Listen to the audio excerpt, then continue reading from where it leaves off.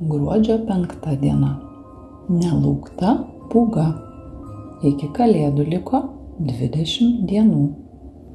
Ankstyvą gruodžio 5 rytą iš saldaus miego Edį pažadino šaižus gaudesys. Už lango kažkas cypė, kaukė, švilpė ir virpėjo.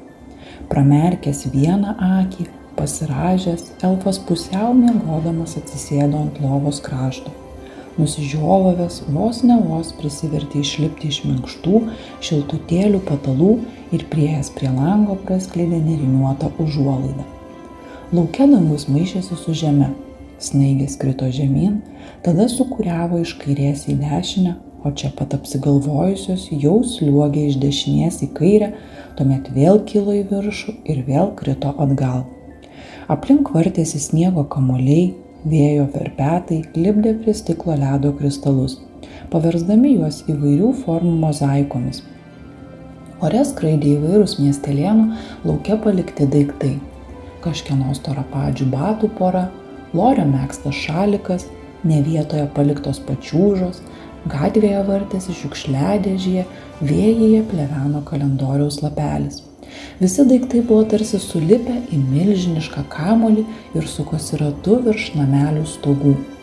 Tolumoje Edis pastebėjo tamsų, besiblaškantį siluetą, priėjo šiek tiek arčiau ir prisimerkęs pasmailino žvilgsnį. Gerai įsižiūrėjus, išryškėjo šešėlio kontūrai. Tai vargšas stropusis bimolis bejėgiškai stengėsi kovoti su oro išdaigomis, pasikinkė savo ištikimąją šluotą.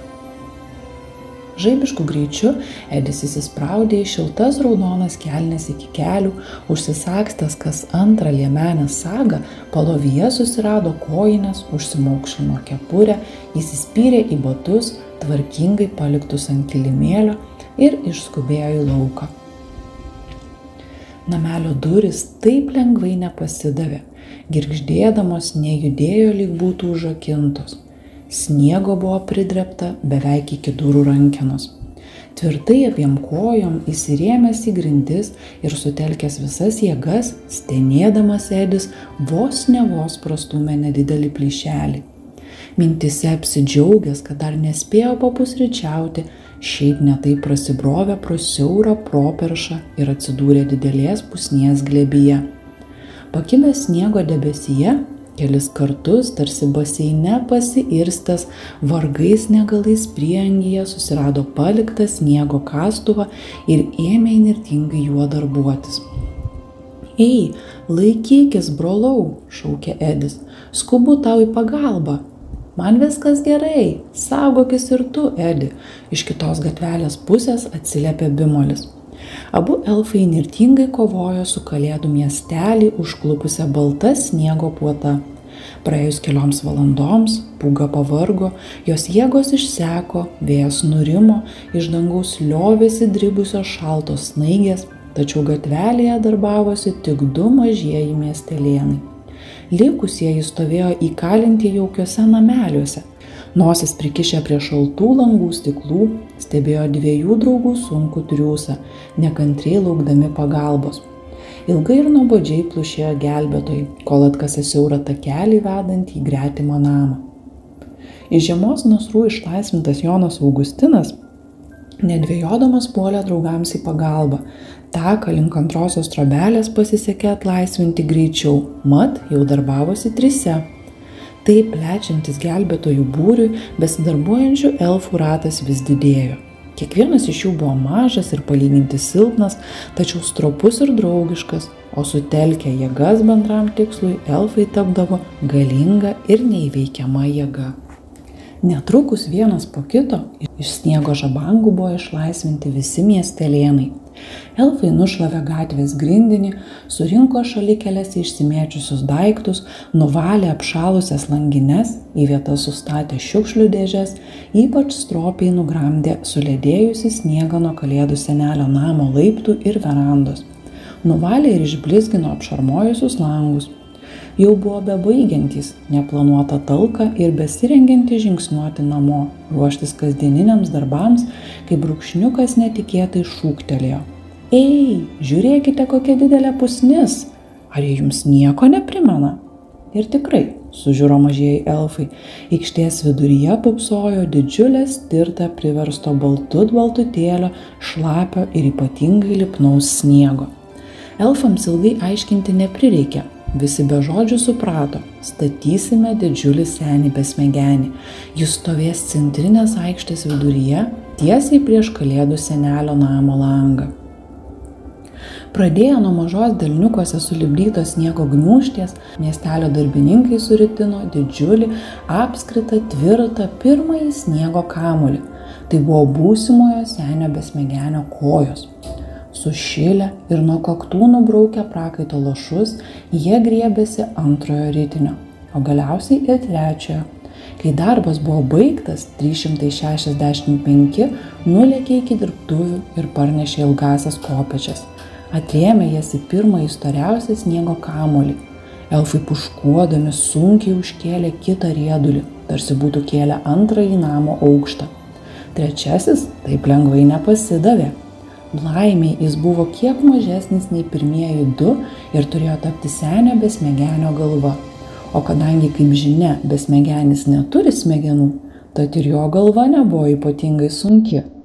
Didžiausių iššūkių mažiesiems tapo užkelti ją taip aukštai.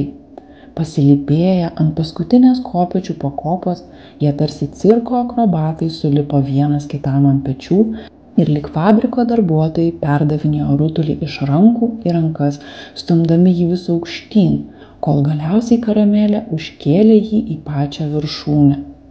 Štai, sušuko ir iš džiaugsmo taip suplojo delnais, kad virpesio banga nuvilnijo per visą, vienas ant kito pečių sėdinčių elfų grandinę.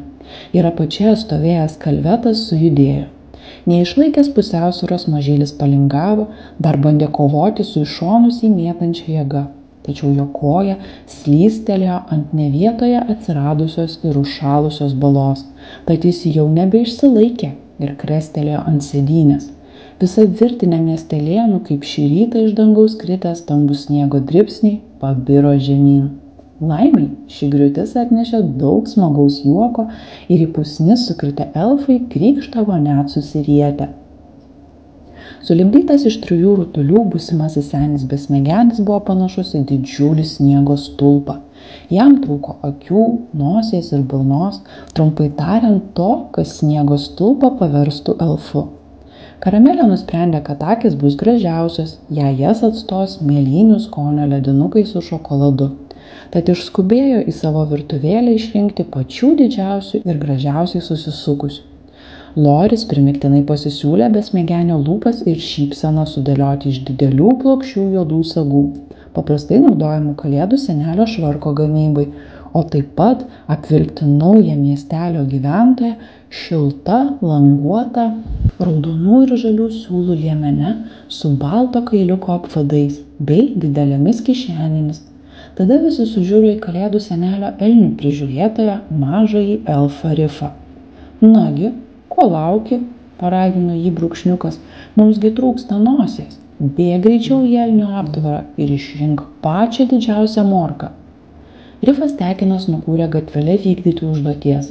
Kai pravėrė duris, visi 9 raguočiai tingiai snaudė aptvaro kampe, nepakeldami galvų į prižiūrėtoją. Įbėgęs Rifas ėmė raustis morkų pintinėje. Elniai sukluso, šiems besočiams maisto niekada nebūdavo gana ir juos sudomindavo tik šviežutėlių morkų aromatas. Pavaišinęs kiekvieną elnę oranžinę pagundą, Rifas čiupo pačią storiausią morką, šiek tiek kreivų užsirietusiu galiuku ir pasileido bėgti atgal į centrinę miesto aikštę. Visos suneštos nudailintos senio besmegenio veido dalys rado savo vietas. Bimolis pasilipėjęs ant kopėčių pasistebė ant pirštų galiukų ir į pagalbą pasitelkęs ištikimąją šluotą pritvirtino cinkuotą kibirą tiesiai ant viršutinio sniego riedulio, tarsi cilindrinę kepurę ant plikos galvos. Na štai, ištarė, darbas baigtas. Atsitraukę keli žingsnius atgal, mažieji elfai sustingo iš nuostabos. Kalėdų miestelio centrinės aikštės viduryje į juos tarsi gyvas žvelgė milžiniškas, pats gražiausias kada nors matytas senis besmegenis. Susikibę už rankų, mažieji sušoko linksmą šokį ir patrepsėję kojelėmis, paploję rankelėmis, nukulniavo namo ruoštis įprastiems vakaro darbams.